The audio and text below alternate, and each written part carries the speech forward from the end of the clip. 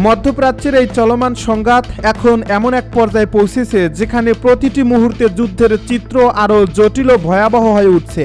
সামরিক কৌশল, প্রযুক্তি এবং প্রতিশোধের এই তীব্র লড়াইয়ে ইরান নতুন করে শক্তির প্রদর্শন শুরু করছে। যুক্তরাষ্ট্র ও ইসরায়েলের বিরুদ্ধে প্রতিক্রিয়ামূলক অভিযানে তারা এখন আগের যে কোনো সময়ের তুলনায় অনেক বেশি আক্রমণাত্মক অবস্থান নিয়েছে। ধারাবাহিকভাবে ক্ষেপণাস্ত্র এবং ড্রোন হামলার মাধ্যমে শত্রুপক্ষের গুরুত্বপূর্ণ সামরিক স্থাপনাকে লক্ষ্য করে আঘাত হানা হচ্ছে বলে জানানো হয় ইরানের পক্ষ থেকে। প্রতিটি হামলার সঙ্গে সঙ্গে যুদ্ধক্ষেত্রে নতুন মাত্রা যুক্ত হচ্ছে, যা আরও এই অঞ্চলকে অনিশ্চয়তার দিকে ঠেলে দিচ্ছে। এই উত্তেজনাপূর্ণ পরিস্থিতির মধ্যেই ইরান ঘোষণা করেছে তাদের বহুল আলোচিত সামরিক অভিযান অপারেশন ট্রু প্রমিস 4 এর 55তম ধাপ শুরু হয়েছে। এই ধাপকে ঘিরে আন্তর্জাতিক মহলে ব্যাপক আলোচনা তৈরি হয়েছে, কারণ এতে ইরান এমন কিছু অস্ত্র ব্যবহার করছে যা যুদ্ধের গতিপথ বদলে দিতে পারে বলে মনে করছেন বিশ্লেষকেরা। বিশেষ করে এই পর্যায়ে হাইপারসোনিক ক্ষেপণাস্ত্র ব্যবহারের খবর সামনে আসায় পরিস্থিতি আরও উদ্বেগজনক হয়ে উঠছে। ইরানের দাবি অনুযায়ী এই ক্ষেপণাস্ত্রগুলো অত্যন্ত দ্রুতগতি সম্পন্ন এবং প্রতিরক্ষা ব্যবস্থা ভেদ করতে সক্ষম। এর ফলে শত্রুর গভীর অভ্যন্তরে নির্ভুলভাবে আঘাত হানা সম্ভব হচ্ছে। সোমবার ইরানের ইসলামিক বিপ্লবী গার্ড বাহিনী জানায় তারা ইসরায়েল নিয়ন্ত্রিত এলাকা এবং পারস্য উপসাগরীয় অঞ্চলে অবস্থিত মার্কিন ও ইসরায়েলি সামরিক লক্ষ্যবস্তুতে ব্যাপক ক্ষেপণাস্ত্র হামলা চালিয়েছে। এই হামলাকে তারা যুক্তরাষ্ট্র ও ইসরায়েলের যৌথ বিমান অভিযানের জবাব হিসেবে বর্ণনা করেছে। যুদ্ধের এই পর্যায়ে ইরান যে কৌশল গ্রহণ করছে তা মূলত দূরপাল্লার হামলার মাধ্যমে শত্রুপক্ষের সামরিক অবকাঠামো ধ্বংস করা এবং তাদের প্রতিরক্ষা সক্ষমতা দুর্বল করে দেওয়ার দিকে কেন্দ্রীভূত। ইসরায়েলের রাজধানী তেল আবিব সহ বেশ কয়েকটি গুরুত্বপূর্ণ এলাকায় সরাসরি আঘাত হানার খবর পাওয়া গেছে। বিশেষ করে বেন গরিয়ন অঞ্চলে সংঘটিত হামলাগুলোকে অত্যন্ত কৌশলগত বলে মনে করা হচ্ছে, কারণ এসব এলাকায় গুরুত্বপূর্ণ সামরিক ও প্রযুক্তিগত স্থাপনা রয়েছে। ইরানের পক্ষ থেকে দাবি করা হয়েছে তারা ইসরায়েলের মহাকাশ গবেষণা কেন্দ্র, সামরিক অস্ত্র উৎপাদন কেন্দ্র এবং আকাশপথে জ্বালানি সরবরাহের লজিস্টিক হাবগুলোকে লক্ষ্যবস্তু করছে। এই ধরনের লক্ষ্যবস্তু নির্বাচন থেকে বোঝা যাচ্ছে ইরান কেবল তাৎক্ষণিক ক্ষতি নয়, বরং দীর্ঘমেয়াদে শত্রুর সামরিক সক্ষমতা দুর্বল করার পরিকল্পনা নিয়েই এগোচ্ছে। এই হামলায় ব্যবহৃত ক্ষেপণাস্ত্রগুলোর মধ্যে রয়েছে অত্যাধুনিক ও উচ্চগতির বিভিন্ন মডেল, যেগুলোকে ইরান তাদের সামরিক প্রযুক্তির অন্যতম শক্তিশালী অস্ত্র হিসেবে তুলে ধরছে। পাশাপাশি ড্রোন হামলাও সমান তালে চালানো হচ্ছে, যা আকাশপথে প্রতিরক্ষা ব্যবস্থাকে বিভ্রান্ত করে মূল ক্ষেপণাস্ত্র হামলাকে আরও কার্যকর করে তুলছে। মুহুর্মুহুর এই ড্রোন ও ক্ষেপণাস্ত্র হামলার কারণে ইসরায়েলের আকাশ প্রতিরক্ষা ব্যবস্থার উপর প্রচণ্ড চাপ সৃষ্টি হয়েছে। এদিকে শুধু ইসরায়েল নয়, পারস্য উপসাগরীয় অঞ্চলে অবস্থিত মার্কিন সামরিক ঘাঁটিগুলোও এই হামলার বাইরে থাকেনি। সংযুক্ত আরব আমিরাত, বাহরাইন সহ বিভিন্ন স্থানে অবস্থিত গুরুত্বপূর্ণ মার্কিন ঘাঁটিতে হামলা চালানোর খবর পাওয়া গেছে। এসব হামলায় মধ্যপাল্লার ক্ষেপণাস্ত্র এবং স্মার্ট ড্রোন ব্যবহৃত হয়েছে, যা নির্দিষ্ট লক্ষ্যবস্তুতে আঘাত হানতে সক্ষম। এই ঘটনাগুলো থেকে স্পষ্ট বোঝা যাচ্ছে ইরান তাদের প্রতিক্রিয়াকে সীমাবদ্ধ রাখছে না, বরং পুরো অঞ্চলে ছড়িয়ে থাকা শত্রু ঘাঁটিগুলোকে একযোগে আঘাত করার কৌশল গ্রহণ করছে।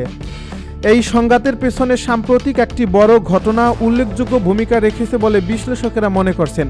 ইরানের সর্বোচ্চ নেতৃত্বের উপর হামলার ঘটনার পর থেকেই পরিস্থিতি দ্রুত অবনতি হতে শুরু করে। এরপর থেকেই ইরান ধারাবাহিকভাবে পাল্টা হামলা চালিয়ে যাচ্ছে এবং প্রতিটি হামলায় তাদের কৌশল আরও উন্নত হচ্ছে।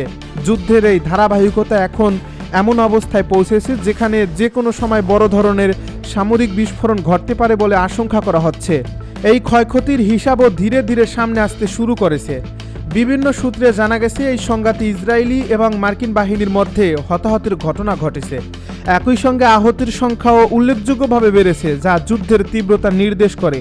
তবে এই সংখ্যা নিয়ে বিভিন্ন পক্ষের ভিন্ন ভিন্ন দাবি থাকায় সঠিক তথ্য যাচাই করা কঠিন হয়ে পড়েছে।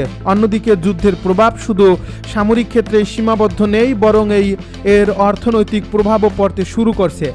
বৈশ্বিক তেল সরবরাহের অন্যতম গুরুত্বপূর্ণ রুট হরমুজ প্রণালীতে উত্তেজনা তৈরি হওয়ায় আন্তর্জাতিক বাজারে অস্থিরতা দেখা দিয়েছে। এই রুটের মাধ্যমে বিপুল পরিমাণ তেল পরিবাহিত হয়। এর ফলে এখানে যে কোনো ধরনের বিঘ্ন বৈশ্বিক অর্থনীতিতে বড় ধরনের প্রভাব ফেলতে পারে। বিশেষ করে যুক্তরাষ্ট্রের মিত্র দেশগুলো ইতিমধ্যেই অর্থনৈতিক ক্ষতির মুখে পড়ছে বলে জানা গেছে। ইসরায়েলের হামলায় ইরানের আলী লারিজানি নিহত। ইরানের সর্বোচ্চ জাতীয় নিরাপত্তা সংস্থা সুপ্রিম ন্যাশনাল সিকিউরিটি কাউন্সিলের প্রধান আলী লারিজানিকে লক্ষ্য করে হামলা চালিয়েছে ইসরায়েল বিমান বাহিনী। ইসরায়েলি প্রতিরক্ষামন্ত্রী বলেছেন, ইরানের শীর্ষ নিরাপত্তা কর্মকর্তা আলী লারিজানি নিহত হয়েছেন। একই সঙ্গে বাণিজ্য মিলিশিয়ার প্রধান গোলাম রেজা সোলেমানিকে হত্যার দাবি করছে ইসরায়েলি বাহিনী। তবে এসব বিষয়ে এখনও কোনো প্রতিক্রিয়া জানায়নি ইরান। সংবাদ মাধ্যম আল জাজিরা বলছে, ইরানের শীর্ষ নিরাপত্তা কর্মকর্তা আলী লারিজানি নিহত হয়েছেন বলে ইসরায়েলের প্রতিরক্ষামন্ত্রী ইসরায়েল কাতোজ দাবি করেছেন। তবে এ বিষয়ে এখনও কোনো প্রস্তাব করেনি ইরান। আলী লারিজানি ছিলেন ইরানের প্রতিষ্ঠিত রাজনৈতিক কাঠামোর একজন প্রভাবশালী ও তুলনামূলকভাবে বাস্তববাদী নেতা। তিনি দেশটির সুপ্রিম ন্যাশনাল সিকিউরিটি কাউন্সিলের সচিব হিসেবে দায়িত্ব পালন করছিলেন এবং যুক্তরাষ্ট্র ইসরায়েলের সঙ্গে চলমান সংঘাতে ইরানের কৌশল নির্ধারণে গুরুত্বপূর্ণ ভূমিকা রাখছিলেন। 1958 সালে ইরাকের নাজাফে জন্ম নেওয়া লারিজানি আমলের একটি প্রভাবশালী পরিবার থেকে উঠে আসেন। তার পরিবারকে একসময় টাইম ম্যাগাজিন ইরানের কেনেডি পরিবার হিসেবে আখ্যা দিয়েছিল। তার বাবা ছিলেন একজন খ্যাতিমান ধর্মীয় আলেম। 20 বছর বয়সে তিনি ফারিদে মোতাহারিকে বিয়ে করেন। ফারিদে মোতাহারি ছিলেন ইসলামী প্রজাতন্ত্রের প্রতিষ্ঠাতা রুহুল্লাহ খামেনির ঘনিষ্ঠ সহযোগীর কন্যা। নেতানিয়াহুর কার্যালয়ের পাশে ইরানের ব্যাপক ক্ষেপণাস্ত্র হামলা। ইসরায়েলের দখলকৃত ফিলিস্তিনি ভূখণ্ডে ব্যাপক হামলা চালিয়েছে ইরান। এ বিস্ফোরণের স্থানটি ইসরায়েলের প্রধানমন্ত্রী বেনিয়ামিন নেতানিয়াহুর কার্যালয়ের কাছাকাছি বলে দাবি ইরানের সংবাদ মাধ্যম প্রেস টিভির। মঙ্গলবার ইসলামী প্রজাতন্ত্র ইরানের সশস্ত্র বাহিনী এই বৃহৎ ক্ষেপণাস্ত্র হামলা চালায়। সামাজিক যোগাযোগ মাধ্যমে ছড়িয়ে পড়া বিভিন্ন ছবি ও ভিডিওতে পশ্চিম তীরসহ একাধিক অঞ্চলের আকাশে ক্ষেপণাস্ত্র ছুটে যেতে দেখা গেছে। গণমাধ্যমের খবরে বলা হয়েছে, বিশেষ করে আল কুদস এলাকায় একাধিক শক্তিশালী বিস্ফোরণে পুরো অঞ্চল কেঁপে ওঠে। কিছু সূত্রের দাবি, সতর্কতামূলক সাইরেন বাজার আগেই বিস্ফোরণের শব্দ শোনা যায়, যা প্রতিরক্ষা ব্যবস্থার দুর্বলতার ইঙ্গিত দেয়। এদিকে ইসরায়েলি কিছু গণমাধ্যম জানিয়েছে, ছোড়া ক্ষেপণাস্ত্রগুলোর মধ্যে মাত্র একটি প্রতিহত করা সম্ভব হয়েছে। তাদের দাবি, বাকি ক্ষেপণাস্ত্রগুলো প্রতিরক্ষা ব্যবস্থা ভেদ করে নির্ধারিত লক্ষ্যবস্তুতে আঘাত এনেছে।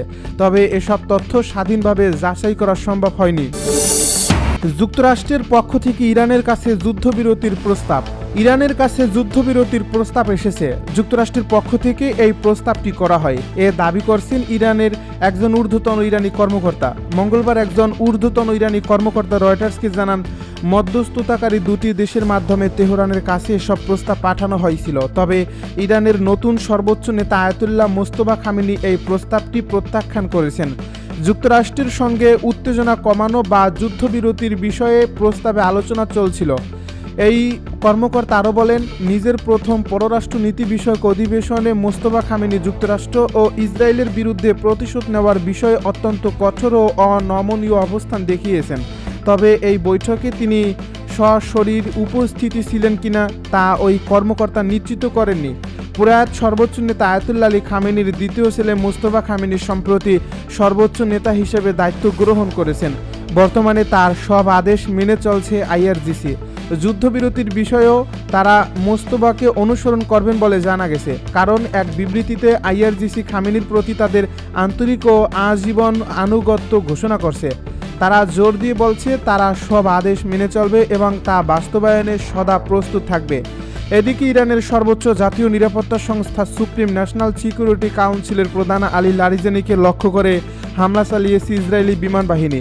ইসরায়েলি প্রতিরক্ষামন্ত্রী বলেছেন, ইরানের শীর্ষ নিরাপত্তা কর্মকর্তা আলী লারিজানি নিহত হয়েছেন। একই সঙ্গে বাশিজ মিলিশিয়ার প্রধান গোলাম রেজা সোলেমানিকেও হত্যার দাবি করছে ইসরায়েলি বাহিনী। তবে এসব বিষয়ে এখনও কোনো প্রতিক্রিয়া জানায়নি ইরান। সংবাদ মাধ্যম আল জাজিরা বলছে, ইরানের শীর্ষ নিরাপত্তা কর্মকর্তা আলী লারিজানি নিহত হয়েছেন বলে ইসরায়েলের প্রতিরক্ষা মন্ত্রী ইসরায়েল কাতোজ দাবি করেছেন। তবে এ বিষয়ে এখনও কোনো মন্তব্য করেনি ইরান।